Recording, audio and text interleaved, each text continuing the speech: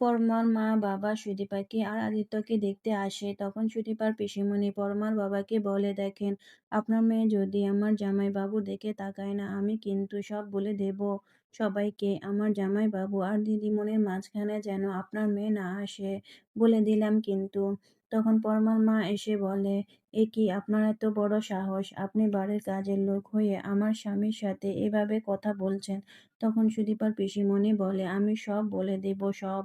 তখন পরমা এসে বলে, কি হলো, আপনি আমার বাবার সাথে এভাবে ব্যবহার করছেন কেন? আর কি বলে দেবেন বলছিলেন, আপনি বলুন, আমরা শুনতে চাই। তখন সুদীপাও বলে, হ্যাঁ পিসিমণি, তুমি কি বলবে বলছিলে?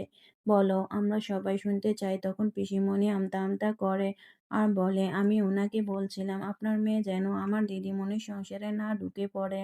পরমা বলে, আপনার সাহস কি?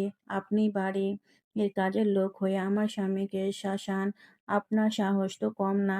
তখন পরমা বলে, সব দোষ আমার, সব শাস্তি আমাকে দাও, আমার বাবা মাকে কেন অপমানিত করছো? তখন সুদীপা বলে, কি বলছো কি তুমি? আমি কখনো তোমাকে এমনটা বলেছিলাম?